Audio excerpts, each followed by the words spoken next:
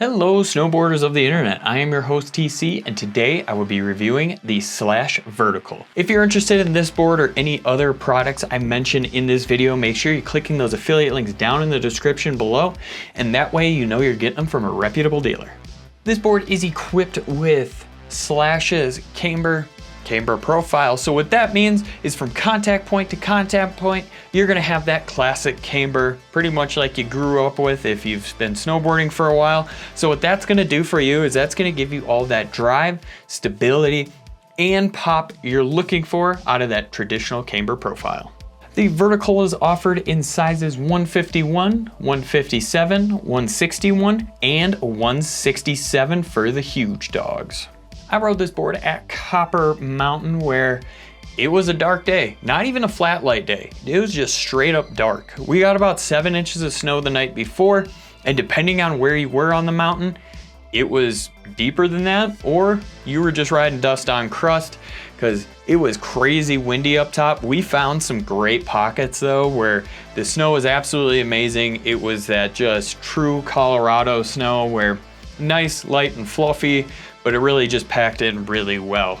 I used my Ride Fuse boots and my Jones Mercury Phase bindings. When we're talking overall flex on this board, it is stiff. It is like way stiffer than what they say. On here, they call it a 6. They should flip that thing around because that's how stiff it is. This thing was a bear to pretty much flex into. Foot steering it, yeah, good luck with that. It took pretty much every bit of strength I had. And before you guys go in the comments and are like, well, you rode a 161, that's way too big for you. I know it is. That's what they gave us. And you know what? It is what it is. So take that with a grain of salt. But overall, this thing is gonna be stiff.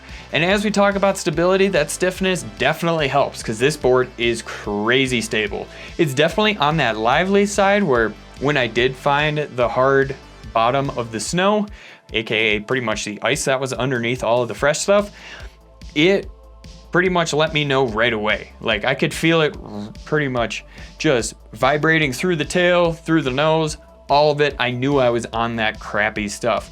But as I say that, it still charged right through it. It held its edge through all of that nasty crud and just kept on charging. The one thing I will say about this board is when I did have it in like deeper fresh snow, if I was going slower, this nose did not want to float as well as I expected. When I'm at high speed, that thing popped right up, no problems whatsoever. So just keep that in mind. This board is definitely going to want to err on that faster side than just kind of cruise in the mountain real slow.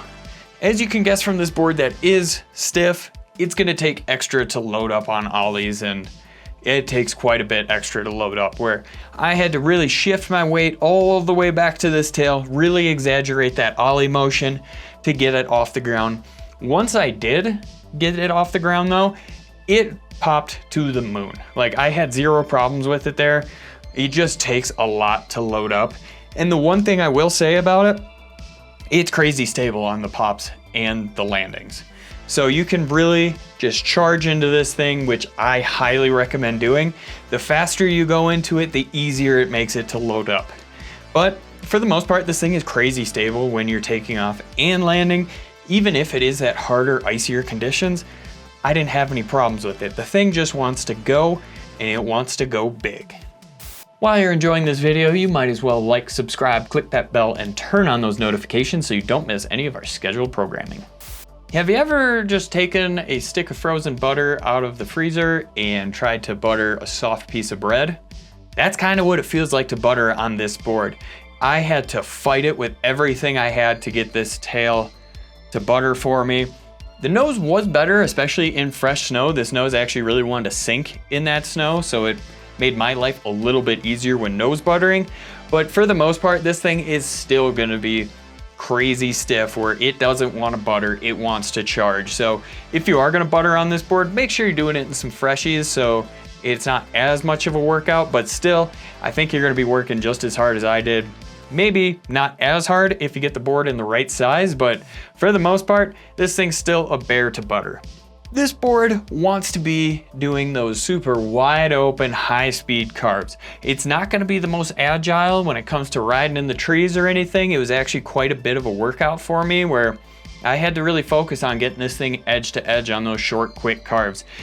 That being said, it does get better as you're riding with speed, so maybe if you're not riding through the trees or anything like that, you're just kind of weaving through people, it'll be totally fine for you.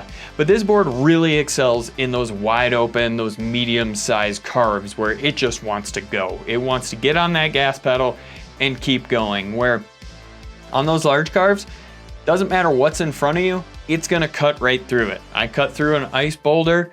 I wouldn't recommend doing it, but you can if you have to. And on those medium carves, it just feels nice and smooth where you can get it over, you can just keep all your speed and just absolutely keep cruising on this thing. And yes, it will Euro carve, just make sure that you have a wide enough run to do it, because this side cut's a little bit more on that drawn out side where it doesn't want to be the fastest edge to edge. So as long as you're making a wide open Euro carve, it'll handle it no problems for you. Rider in mind. This board was made for somebody who's taking that super technical, steep, open terrain, probably hitting some drops in there that are definitely on the larger side, but it's definitely made for that very advanced rider. This is not for the faint of heart. If you're erring on that more intermediate than advanced side, you're probably going to want to check out one of our comparable boards, just because this one's not going to be probably your cup of tea. If you're looking for another way to get involved in the Angry Snowboarder community, head on over to Angry Snowboarder VIP. What is it, you might ask? Sure, I could explain it here, but we have a great video over there getting into it really in depth. This board is definitely aggressive. Like, in every sense of the word, when you think of an aggressive snowboard, that's what this thing is. Full camber from contact point to contact point. They did put a little 3D in the nose. Doesn't really do anything. You don't feel it that much because this thing wants to float at high speeds. Low speeds are not going to be your friend on it. But overall, I thought it was a fun board. It definitely was a workout. Like, I was not expecting that, because the ATV, they call that a 6 on the flex scale, and their scale isn't even pretty much matched up with the boards in its own line. So who really knows what they're doing there? But overall, it is a fun board, especially if you're riding that wide open terrain where you just want to charge, go fast. I would say probably keep it out of the trees until you really get the hang of this board, until you kind of break it in a little bit, just because it does not want to go in the trees slow. If you're going to do it, you're going to be using trees as gates and just hauling straight through them. But overall, still, like I mentioned before, it's a fun board. It's going to hold its edge. It'll take any condition out there. So just take that as you will, but overall, still nice and fun as long as you don't mind staying low and being powerful. Comparable boards: the Jones Howler, the Capita Black Snowboard of Death, and the Nidecker Escape Plus. Recommended bindings: the Jones Apollo, the Ride A10, and the Nitro Phantom. As always, guys, I've been your host TC, and this has been my review of the Slash Vertical. If this definitely sounds like the board for you, but you're just unsure of what bindings to throw on it, why don't you go check out one of the reviews for the recommended bindings.